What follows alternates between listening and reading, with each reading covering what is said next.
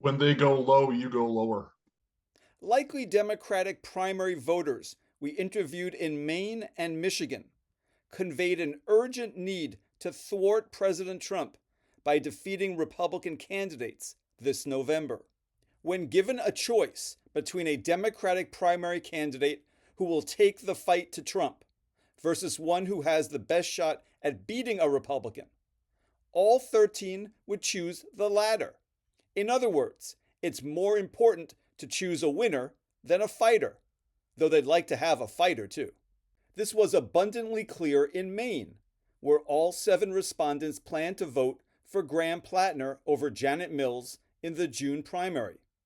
Here's why they think Plattner has a better chance to win. So many of the polls we are seeing is showing Plattner ahead, if he gets to the general. And that's where it's about. It goes back to your previous question. The most important thing to me is getting the seat.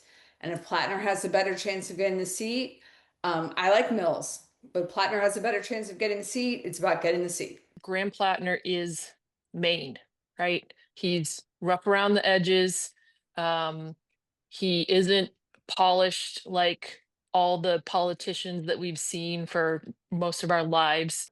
I would say that I expect a huge voter turnout, unlike probably anything we've ever seen, as Trump would say. So that's what I expect. I think he's going to drive people to the polls, not just him, but the anti-Trumpness, I guess. And what gives you that confidence that he's going to do that? He's young. He's got some. To me, he reminds me of like a young Bernie Sanders. He's like a Bernie Sanders progressive, which I love. So I think there's still a large faction of this country that is interested in those politics. At the end of the day, I'm for what's best for Maine and then the country. And it feels like I'm worried about Mills just feeling like what we've had before and what everyone's had before, and just not inspiring and not inspirational, and is not going to do the job that needs to be done. I think a lot of the problems in our federal government are that we have all of these elderly people running the country who've been there for years and years and years. And it's time. As far as I'm concerned, Mills is 78 years old. That's way too old. And it's time to rely on the younger generation. In Michigan, meanwhile, our 6 Democratic respondents are paying far less attention to that state's August primary. But if they had to vote today, 2 would definitely take Haley Stevens. 2 more lean her way based mainly upon name recognition. 1 would take McMorrow, and 1 would take El Sayed. In what should be yet another wake-up call for the Democratic Party, and perhaps an opportunity for Republicans, all 13 of these respondents used negative adjectives to describe the key traits and characteristics of their own Democratic Party.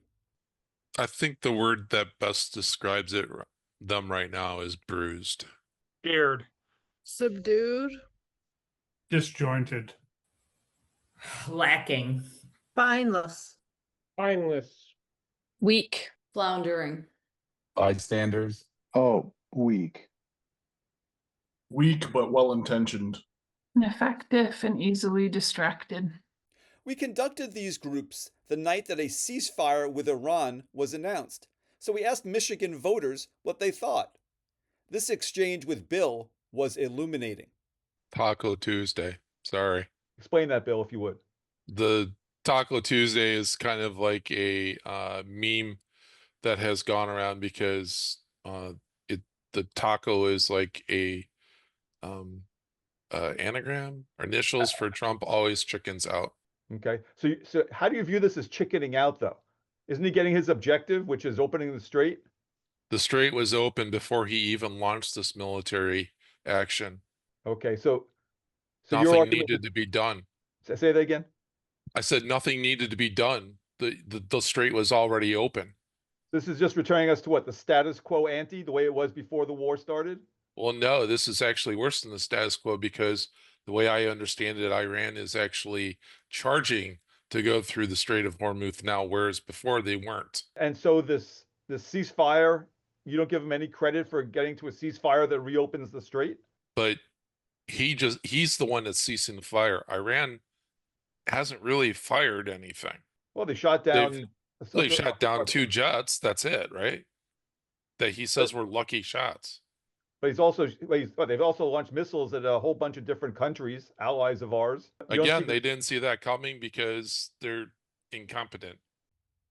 None of the respondents in either session supported President Trump's decision to launch a military action against Iran, and they offered a wide variety of reasons. It started something that I don't feel like we're going to do a good job at maintaining. It's going to affect a lot of our lives, and it's just unnecessary. Just putting money into things that could be better used for things here at home. I think it's a complete distraction from, I mean, the troops have been calling it Epstein fury. All the other scandals, he's just trying to take the focus off of that, off of those scandals, and try to get his base up and running, and it's not working. I'm going to preface it with, I think Iran is a horrible country with a horrible leadership, but it's unnecessary, and I think we're doing it at the behest of Israel. First of all, he campaigned on no more wars to start the whole thing off. He said no more wars. He said that when they initially went in, that he obliterated all their nuclear weapons that they had. They were gone. They got them. They destroyed them all. And now the table turns, and well, why are we in there then? We're in there, I personally believe, because Saudi Arabia and Israel are running the show with him. And my personal feeling is they have something on him. And to me, we should not be there, period. We all think about it can never get lower with him, but it does. And like with his enormous crypto grift, like, is this intentional to destabilize the world, to remove the US as a world currency, US dollar, so we're no longer a petrodollar currency, so we all have to be forced to crypto? On top of everything else that's been said, it's just another step into basically downgrading the United States of America and where we stand in the world. For me, it's personal because my cousin is in special forces, and last we heard from him, he was stationed in Israel, but that was 4 weeks ago. So we don't know where he is now. So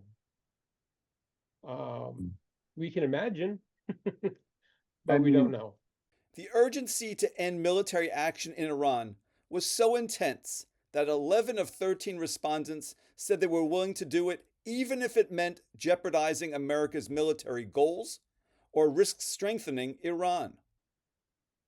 We already lost. Take the L, move on. At this point, there is no way to get out of it without being in a worse position than we were already in. That's just where we are. It makes no sense to keep making the same mistake over and over. At this point, we've alienated allies, we've alienated public support in the world, and nothing good is going to come out of what they're planning. You can say that there's going to be a gain for the US, but I don't believe that. We went in without an objective, and I don't believe that withdrawal equals loss. After pulling out is a loss. I don't believe if we've done such a good job over the last month bombing, the bejesus out of Iran, I don't think Iran is going to be able to regroup at this point. And if they do regroup, we can always go back. Given the shifting sentiments among Democrats nationally regarding Israel, we wanted to understand some of the nuances in their thinking. We discovered that while all 7 Democrats in Maine and 4 of the 6 in Michigan view the country and people of Israel positively, all 13 view the government there negatively. Here are some of the positives. I think Israel is incredibly important to exist. Culturally, it's incredibly important to exist. It serves as a safe haven. And one of the most important safe havens for Jewish peoples. After World War II, we needed to have a safe haven for people to go to after if they were lucky enough to survive the Holocaust, and that was the place. On a personal level, I know a lot of people from Israel, and they're all very good, nice people, and I love them all. But they were unsparing in their criticisms of the Israeli government. They're good people. The country itself, I mean, what is there to be against? You know, I just feel like they're in the same predicament we are with their government. You know, they've got a criminal too, you know, running and doing things to stay out of prison. I mean, I empathize with the people of Israel. No real issues with the country itself and the people. My issue is with the government and the way they handle, the West Bank and, fighting with Lebanon, and all of that has been going on for decades and decades. I mean, I'm talking about in terms of the government. I think it's become much more hostile and ready to, I don't know, cause a lot of harm, and they don't care what harm they cause. I had never had reason to really question the intentions of Israel, the government, ever, and until Palestine and Gaza. And then backtracking and learning throughout our history how Netanyahu has been trying to goad us and goad us and goad us, and AIPAC has been buying and buying and buying people on both sides to advance their agenda. I feel that other presidents have worked to try to create or promote peace with Israel, and I just think that this president has taken it to a step too far. I don't mean peace, but working with Israel to create war. All 13 respondents are more anxious about the economy today than when President Trump first returned to office. They specifically cited inflation, market volatility, falling 401k balances, stock market manipulation, layoffs, the president's unpredictable actions, the administration's incompetence, constant turmoil, and overall uncertainty. When I asked about how the spike in gasoline prices is directly affecting their lives, they said this. I have a brother in the ICU in Colorado, and I've been flying back and forth for the last 6 weeks to be with him. And the increase in airfares is insane since oil's gone up. I am coupon clipping like crazy. I'm looking for every deal possible, whether it's actually filling up the tank. I'm looking to maximize what I can buy at wholesalers like BJ's. Well, a very dear friend of mine who lives about 30 miles away, he comes and takes me to lunch every week. He won't be able to do that, so I won't see him as often. Being more careful about, do I really need to go to that store today? Making sure that if, planning my route of where I'm going, making sure I'm not driving extra miles that I don't need to. Been tending to stay home more often rather than going out. On immigration, these respondents are split, with 7 wanting to reform ICE and 6 wanting to abolish it. None want it to remain as is. All 13 disapprove of President Trump's actions on immigration. I think it's inhumane, it's unjust, it's being done without due process, which is not what we are supposed to be doing.